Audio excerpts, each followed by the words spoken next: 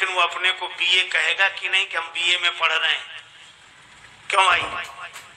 हमें ज्यादा समझ नहीं है, आप अच्छी तरह समझते होंगे, बताएंगे। बीए में पढ़ने वाला ये कहेगा कि नहीं कि हम बीए में पढ़ रहे हैं? कहेगा कि नहीं कहेगा? कहेगा। अच्छा, तो क्या वो बीए हो गया है? जिस दिन परीक्षा देगा, परिणाम ठीक आएगा, तब वो बीए होगा। इसी तरह कोई साधु है, अभी शुरुआत हुई है, विद्यालय में भर्ती हुआ है, और वो कहे कि हम साधु हो गए, तो कह तो सकता है क्योंकि प्रवेश तो हो ही गया है। लेकिन क्या प्रवेश को ही पूर्णता मान लेनी चाहिए? और जो प्रवेश को ही पूर्णता मान लेते हैं वे परेशानी में पड़ते हैं। ये याद बनी रहे कि अभी तो हमारा प्रवेश है, अभी तो हमने यात्रा शुरू की है, अभी तो नाम लेना शुरू किया है, अभी तो भगवान की ओर बढ़ रहे हैं। इस भाव से जो पढ़ते हैं उन्हें लक्ष्य की प्राप्ति होती है, और जो प्रथम पड़ाव पर ही पूर्णता मानकर ठहर जाते हैं उन्हें कभी विश्राम की प्राप्ति नहीं होती। हाथी पर बैठकर जाने वाले ज्ञानी हैं, पर ये चलें कहां से चलें? श्री अवध से। और अवध क्या है?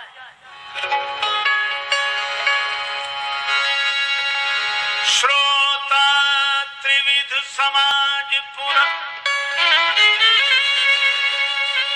ग्रामन तुहु कूल, संत सभा अनुपम अवध, सकल सुमंगल मूल। ये संतों की सभा ही अयोध्या है, और चित्रकूट जाने की यात्रा भी अभी शुरू हुई है। इसका अर्थ है कि प्रति यात्रा अगर विश्वास हो तो सत्संग से ही शुरू होती है। एक महात्मा श्रीधाम वृंदावन में रहते थे, उनका नाम था संत श्री माधव दास जी। वृंदावन से एक बार श्री जगन्नाथपुरी पधारे। भगवान श्री कृष्ण से उनका सख्य भाव था। एक दिन भिक्षा के लिए गए, जिसके द्वार खड़े होते वही अपना सौभाग्य मानता संत को भिक्षा देकर। पर एक मैया बड़ी कर्कशा, वो देती तो कुछ नहीं, गालियां देती। फिर आ गया निठल्ले, किसी काम का नहीं, कुछ करता नहीं है, और माधव दास हंसते हुए लौटाते, पर उसके द्वारे अवश्य जाते। किसी ने कहा कि बाबा वहां क्यों जाते हो, वो तो कुछ नहीं देती। श्री माधव दास जी बोले वो देती है जो कोई नहीं देता है, गालियां तो देती है। अच्छा, वो गालियां इसलिए देती थी, खींची हुई महिला थी, उसके बेटे का विवाह हो गया था, पौत्र का जन्म नहीं हुआ था, इसलिए हैरान परेशान रहती थी।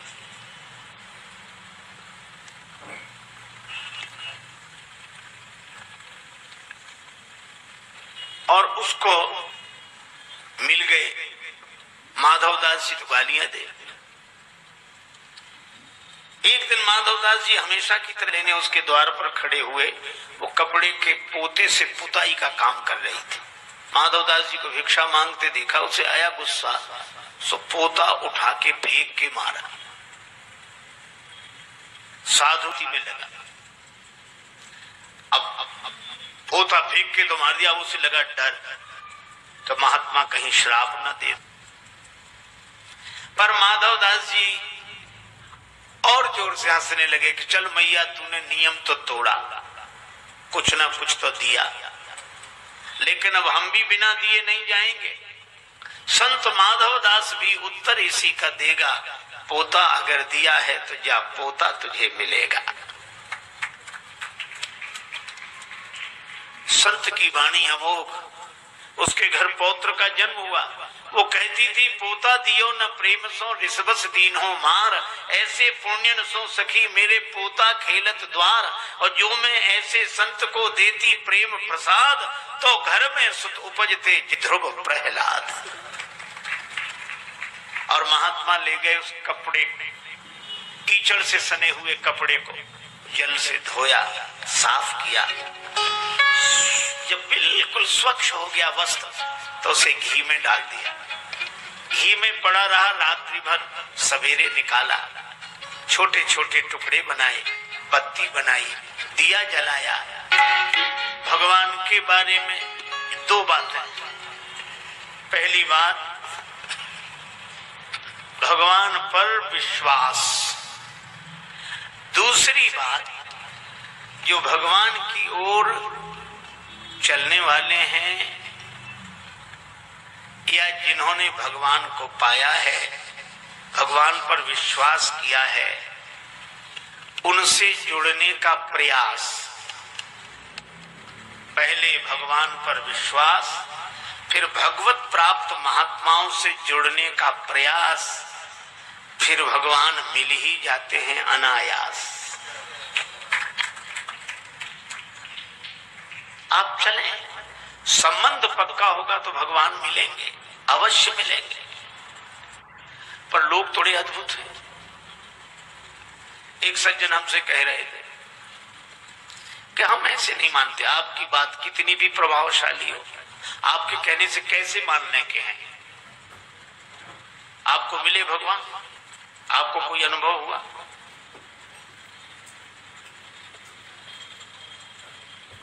हमने कहा नहीं हुआ। बोले तो अपने कैसे, जब आपको यह अनुभव नहीं हुआ?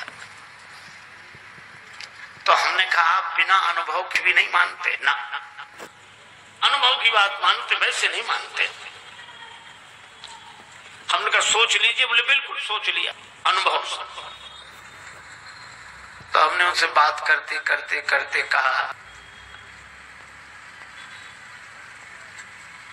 कि हमें एक बात बताओ, क्या जहर पीने से क्या होता है, विष पीने से क्या होता है? तो तुझ में मर जाता है।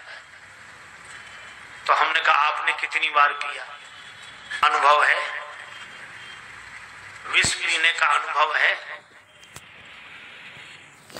बोले नहीं, हमने तो नहीं पिया। हमने कहा फिर क्यों मानते हो? और अगर विश्वास न करो, विष पर अनुभव करो, तो अनुभव बताने के लिए बचोगे?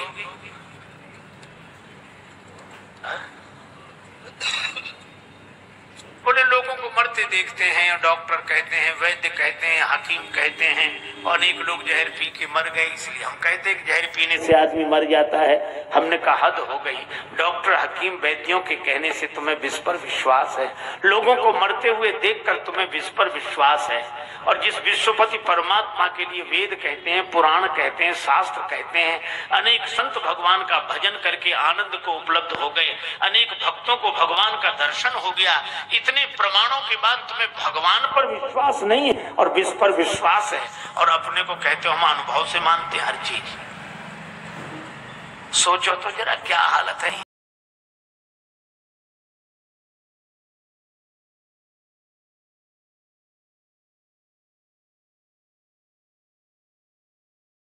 जब मन की भव्य भावनाओं से हम भगवान के होकर रहते हैं, भगवान को मानते हैं।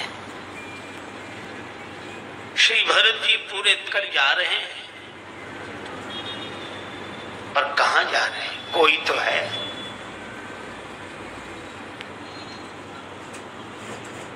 भक्त का दृढ़ निश्चय होता है कि कोई है, हम जिसके हैं।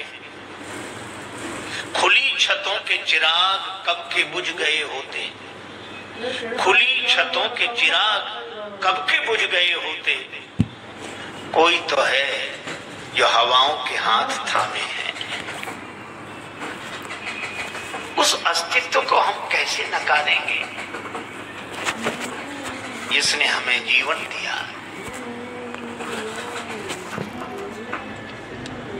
जिसका विश्वास है कि हमारे स्वामी श्री सीताराम जी हैं, उसकी भजन की यात्रा आरंभ हो जाएगी। सीताराम सीताराम राम राम करेगा। जिसका विश्वास है कि देवादिदेव महादेव भगवान शिव की नगरी है यह, गौरीपति देवादिदेव महादेव भगवान भवानी शंकर विराजमान है, उसकी यात्रा भावपूर्ण शुरू हो जाएगी। नमः शिवाय कर उठेगा। जिसको विश्वास है कि माता जगदम्बा विराजमान है,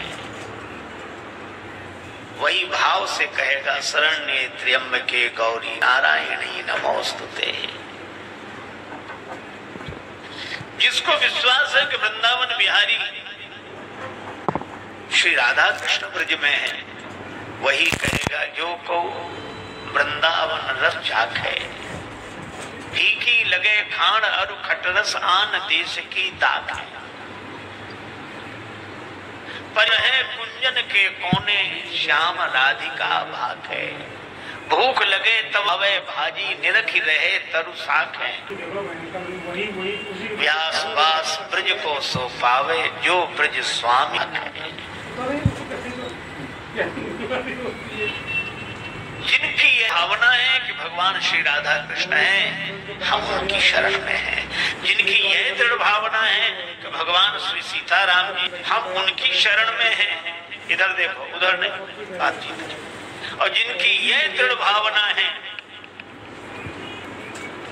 भगवान भवानी शंकर काशी में है, काशी कबहु न छाड़िए विश्वनाथ दरबार, वे आनंद में झूमने लगे। आप विचार करो, जितनी भी यात्राएं आरंभ हुई हैं केवल विश्वास से, बिनु विश्वास भगति नहीं। किलों के रास्ते दुश्वार थे। एक आदमी गया गांव में, उसका मित्र भी उसके साथ था, तो कहा चलो गांव घूम कर आए। तो एक जगह पोलू चलाने वाला आदमी बैठा अकेला, बैल अंदर घूम रहा है, वो बाहर बैठकर तेल बेच रहा है और पिराई का काम शुरू है। तो उस तार्किक मित्र ने सोचा कि अकेला आदमी कैसे पूरा कार्य कर लेता है, अपनी पूरी दुकान चला रहा है। उसने कहा कि बैल को कोई हाँकने वाला नहीं, बैल कैसे चल रहा है? तो कहा कि हम जाके, उस आदमी ने कहा हम उसे जाकर हाँक देते हैं और उसकी आंखों पर पट्टी बंधी है, वो समझता है हाँक पीछे ही है इसलिए वो चल रहा है।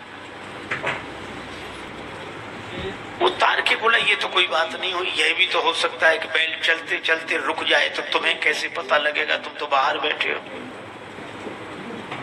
तो उसने कहा कि मैंने बैल के गले में घंटी बांध रखी, बैल चलते चलते रुकता है तो घंटी बंद हो जाती है, हम समझ जाते हैं बैल ने चलना बंद कर दिया, फिर जाके हाँक देते हैं। वो तो तार्किक था, वो बोला ये तो ठीक है, लेकिन ऐसा भी तो हो सकता है कि बैल एक ही जगह खड़ा गर्दन हिलाता रहे, बैल एक ही खड़ा गर्दन हिलाता रहे तो भी तो घंटी बजेगी। वो आदमी हाथ जोड़ के बोला क्षमा करें साहब, वो बैल है, आपकी तरह तार्किक नहीं है।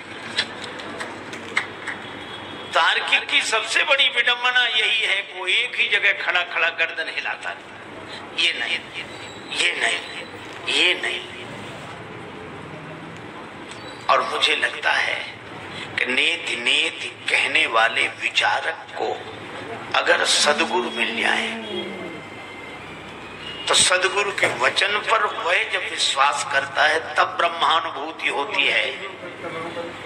लेकिन विश्वास करने वाले को विचार करने की आवश्यकता ही नहीं, उसका तो विश्वास है कि हमारे भगवान ये हैं। और जब भक्त को विश्वास होता है तो वह भगवान की ओर चल देता है, अपने लोगों को भी भगवान की ओर लेकर चलता है। श्री भरत जी को भरोसा है कि हमारे भगवान चित्रकूट में है, हमारे भगवान करुणा निधान है, हमारे भगवान कृपालु हैं। यद्यपि जन्म कुमातु मैं सदा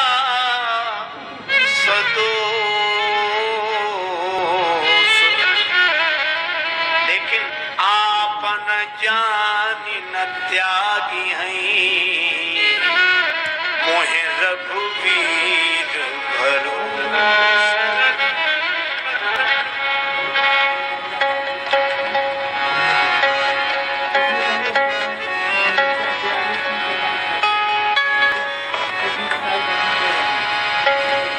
राणा ने मीरा के खातिर बना जहर को तो राम राम कह मीरा पी गई। ने गुण बिगड़ो तो मोहे सिया राम भरोसा। सिया राम भरोसा।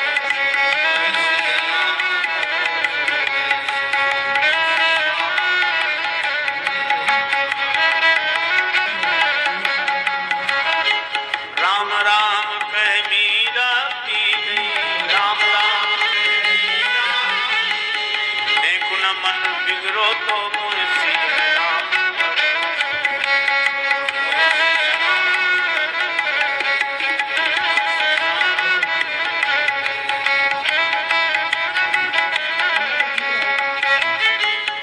इसलिए मैं सबकी बात नहीं कह रहा हूं, सबके लिए नहीं कह रहा हूं। अगर किसी को भक्ति के सरोवर में स्नान करना है तो विश्वास, भगवान के प्रति विश्वास। श्री भरत सबको लेकर साथ चलते हैं। माता मीरा विष का प्याला पी गई और कोई प्रभाव नहीं पड़ा, यह विश्वास की बात है। आहा,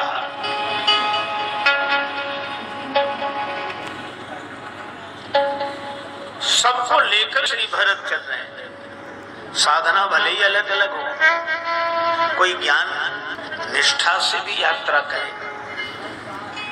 कोई योग निष्ठा से भी यात्रा करे, कोई धर्म निष्ठा से यात्रा करे और कोई भक्ति भावना से यात्रा करे और कोई राम नाम स्मरण कर यात्रा करे। लेकिन बात तय है, यात्रा जब चलती है तो चलती है। यात्री को विश्राम कब मिलता है? जब उसको उसका लक्ष्य मिल जाए। और मुझे लगता है कि ज्ञान निष्ठा हो, चाहे योग निष्ठा हो, चाहे धर्म निष्ठा हो, चाहे भक्ति निष्ठा हो, चाहे नाम निष्ठा हो, इनको जब तक परमात्मा की प्राप्ति नहीं हो जाती तब तक इन्हें विश्राम नहीं मिलता। क्योंकि चित्रकूट जाने वाले जब तक चित्रकूट नहीं पहुंच गए तब तक विश्राम नहीं मिला। अभी तो हम यात्रा में हैं, राम राम करते हुए यात्रा में हैं। अच्छा देखो, मान लो कोई विद्यालय में भर्ती हो, हाँ? अच्छा वो बीए का इम्तिहान दे रहा हो, बीए